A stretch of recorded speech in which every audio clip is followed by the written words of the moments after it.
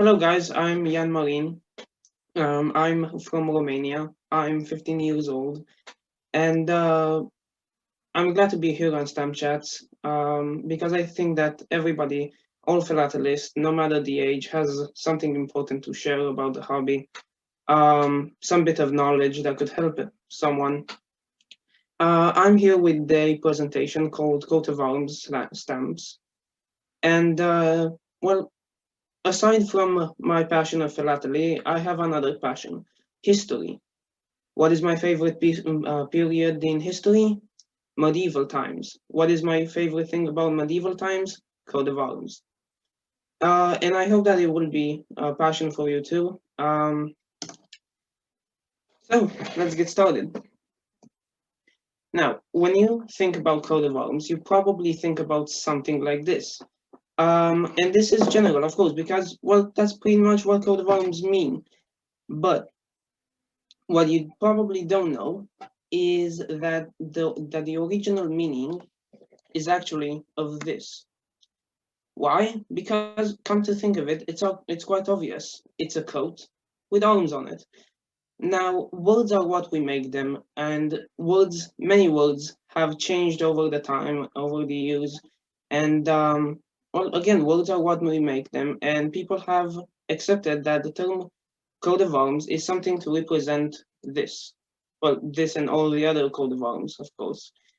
Um, Now, what are coat of arms? This is actually a rather more complicated question and is not something that I will be able to fully cover in just one STEM chat. I'll try to do my best and summarize the idea of what a coat of arms is, and of course what's its use and how does it impact the hobby.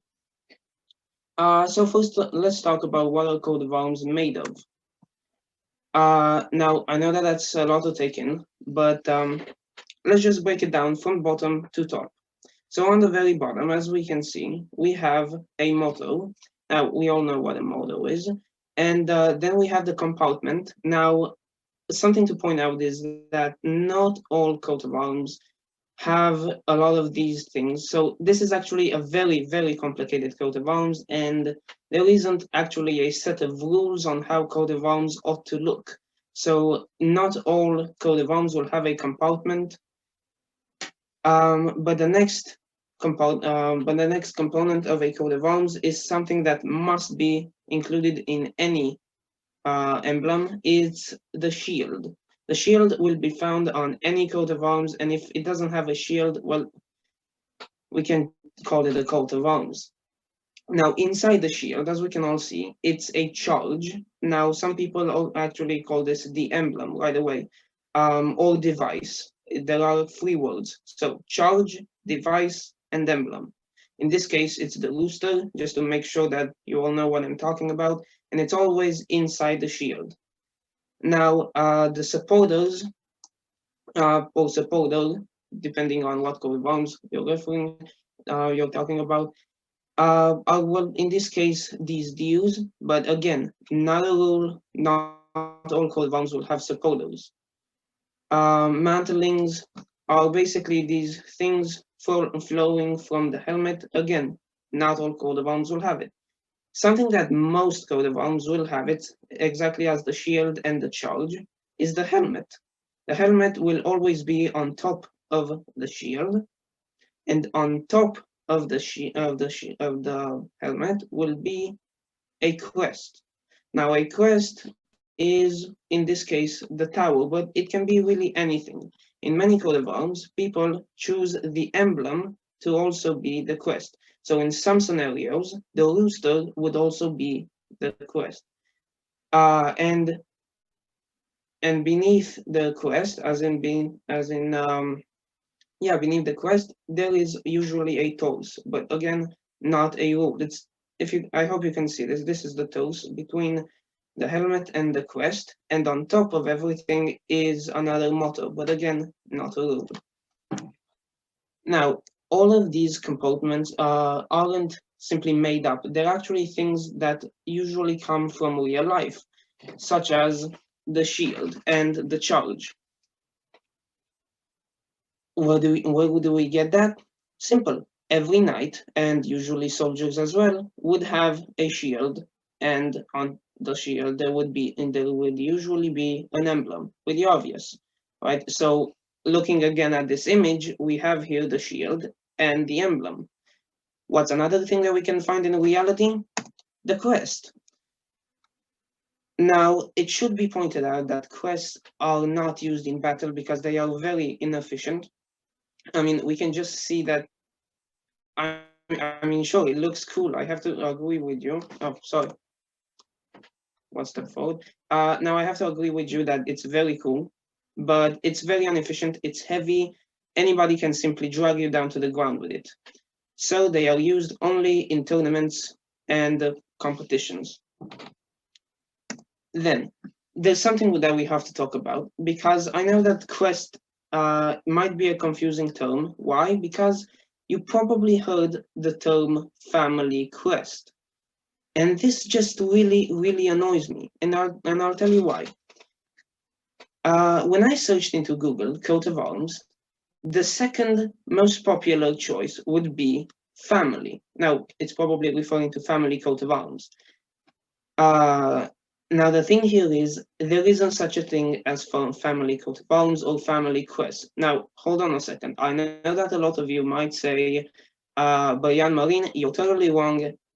Who are you to tell me that my family coat of arms is illegitimate? Well, I didn't say that. What I am saying is that there isn't such a thing as a coat of arms for all members of the family. The truth is that every member of the family had his own coat of arms as soon as the minority ended. And the minority ended as soon as he was 15 years old by medieval standards, not 18 as today. Now,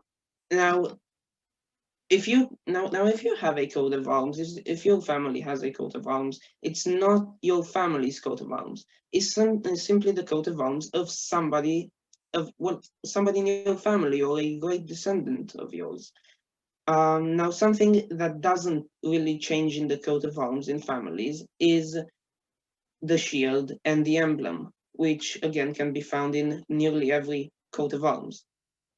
So your coat of arms will either look like a full coat of arms or simply a shield with the emblem. If it's simply the shield with the emblem, then you ought to know that it's simply the one item in the complete coat of arms that does not change. So when a person, when a member of the family comes out of minority, he will make his own coat of arms, and of course he will adopt the crest, the shield, not the crest, sorry, the shield and the emblem in his own coat of arms, same as any member of the family.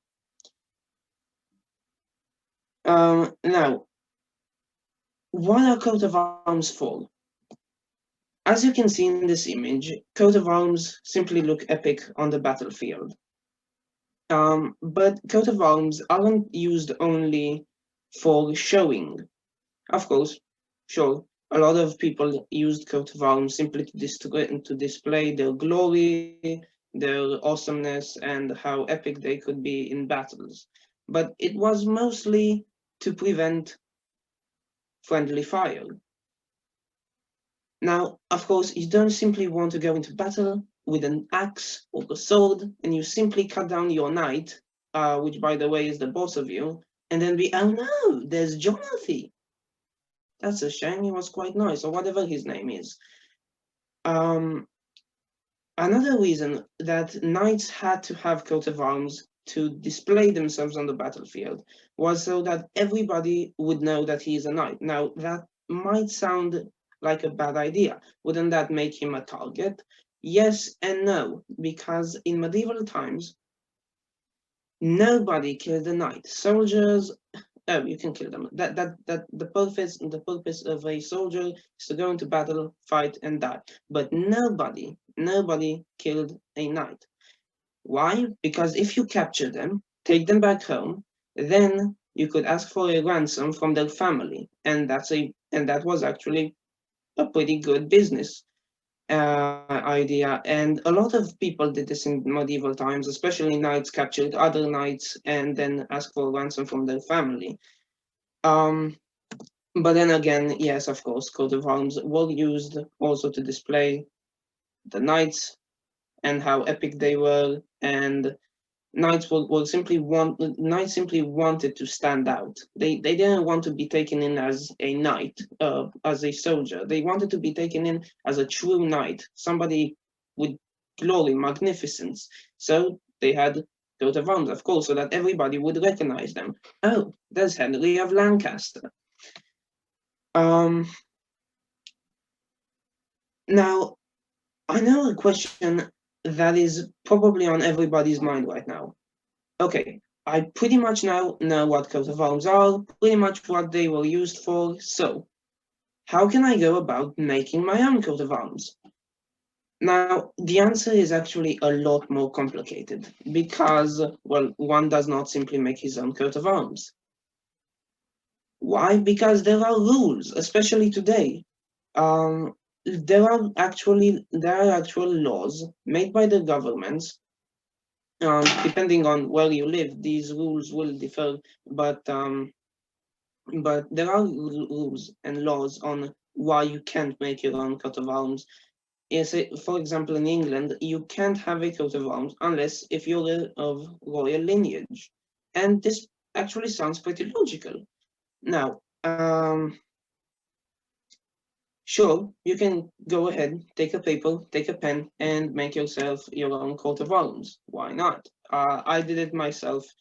This isn't my drawing, by the way. And a lot of people enjoy making their own coat of arms and designs. You can also go on, say, Fiverr and actually pay an artist to make coat of arms. There are artists that that for a living create coat of arms for other people.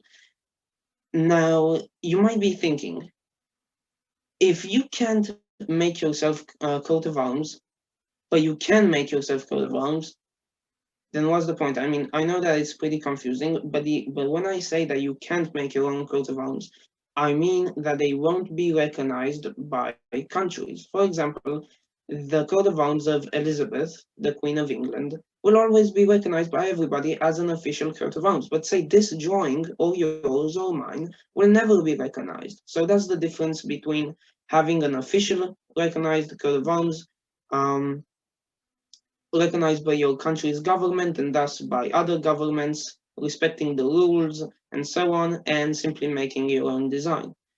Now, we have to talk a little bit about movies. Why? Because I don't think that you can name a single RPG game that doesn't include coat of arms, or one medieval or fantasy movie that doesn't have coat of arms in it. Some examples are, of course, The Lord of the Rings, The Chronicles of Narnia, and Game of Thrones. For all of you Game of Thrones fans, if I didn't get the picture right, I'm sorry. I'm not really a fan myself, so I don't know if I got the right image. Hope I did. But again, these are not internationally official coat of arms. They are simply designs made by companies to, well, for their books, for their movies, for their games, and so on. Whatever the purpose, it's not an official coat of arms. Now, something that you can do is, of course, go ahead, make your own coat of arms, and then trademark it as a logo. And then it's also technically internationally accepted and officially known, and it's going to be an official logo, but not coat of arms. But if that's good enough for you, that's good enough for you. Now, you know them, you love them, stamps.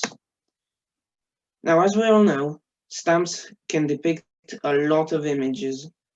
They can depict any theme. They have been issued by hundreds of countries, territories that have changed over the countries, thousands of names, and this is no exception when it comes to coat of arms. I actually did a bit of research, and there are more than 8,500 stamps depicting coat of arms, 100 of which are from my homeland, Romania. Um, Now, we can find coat of arms stamps from nearly any country of the world, even Africa, like I know that Africa isn't a country, but I mean that countries from Africa, the United States, Canada, a lot of coat of arms from nearly every country, from Moldova to Romania to first day covers, maximum cars, anything, France, again, a lot of stamps out there. Now, something that I have to point out about collecting coat of arms stamps is the fact that, well, it's really a theme for anybody, for any sort of collector. Why? Well, let's break it down a little bit. What are you looking for? Are you looking for beautiful stamps? Coat of arms is for you. Are you looking for high value stamps? Again, for you. Why? Because again, I did a bit of research and turns out that there are a lot of coat of arms stamps that are very, fairly valuable. Such as, of course, an example of this is the basil dove from Switzerland. And a lot of countries, when issuing stamps for the first time, their first stamps, we usually get three sort of stamps. The monarch of the country at the time, a numeral stamp, or a coat of arms. And we can see this, again, about a lot of countries such as Romania, such as Denmark, such as Finland, Norway, Russia, Poland, so on. And again, they are simply very, very nice stamps. And we can, I mean, again, full series, long series. And here we get another question. What are the types of coat of arms? Because when I say coat of arms, I just explained that it's something from medieval times, right? That's just what I said. Hold on a second.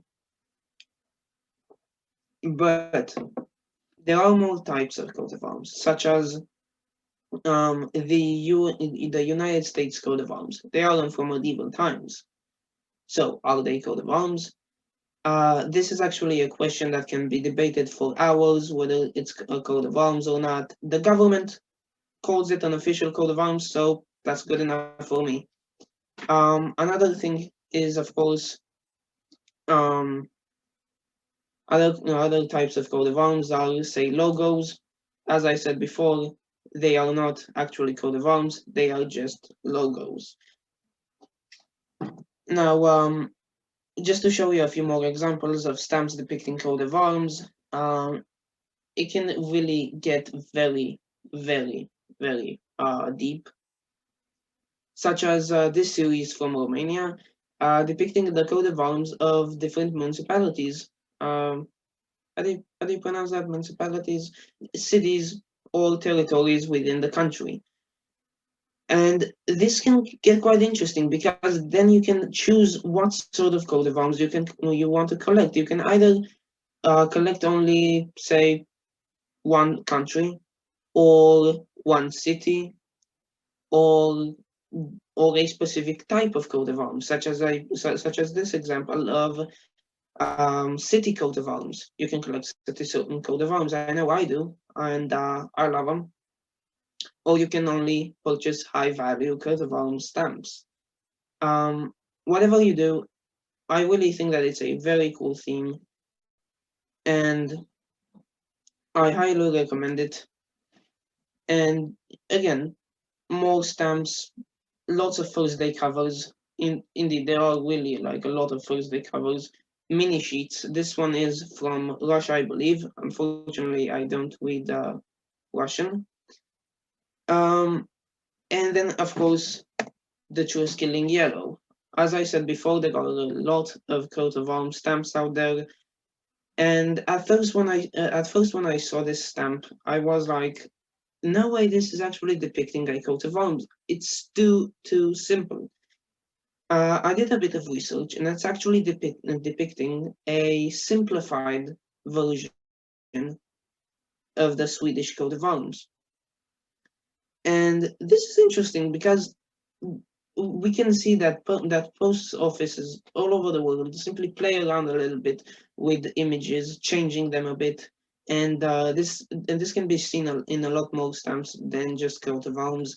But this is one example that I know of, and one example that I really like. A book that I would really like to recommend is The College Stamps of Oxford and Cambridge. Now, even though this isn't directly talking about coat of arms, it is talking about the stamps used by the colleges in Oxford and Cambridge. So, what does that have to do with coat of arms stamps? Well, nearly every stamp issued by the colleges within Oxford and Cambridge has been depicting a coat of arms. And again, this might be called a rabbit hole where you simply get distracted from a specific theme. But I really believe that we as philatelists should more than just collect stamps and simply collect them for their pretty images or how much we like them. And we should really dive in a little bit into the research, such as in this case, this is a great book, again, not that long, about 140 pages. Um, you can get it at Bill Barrel's stamp shop in England. And again, I really think that this has to do with coat of arms stamps because you can simply learn more about not only coat of arms, not only stamps, but something that has to do with both, such as, of course, the colleges of Oxford and Cambridge. Um, I know that it's been a pretty short stamp chat. I know that I haven't said a lot, but thank you, and I really hope that this stamp chat inspired more young people and teenagers to create their own stamp chats. Again, even if it's not a very long stamp chat, I really think that a lot of people will enjoy it, and who knows, maybe it will really help people in their research, in their stamp collecting, and choosing another theme perhaps. If you have any questions, please just comment just comment down below in the video, under the video, and I will be checking on frequently, and I will try and answer any questions, whether it's about stamp collecting, stamp stamps that depict coat of arms, history, anything. You can also check out my website, Medieval Philately. Contact me there, read some articles over there, whatever makes you happy. All right.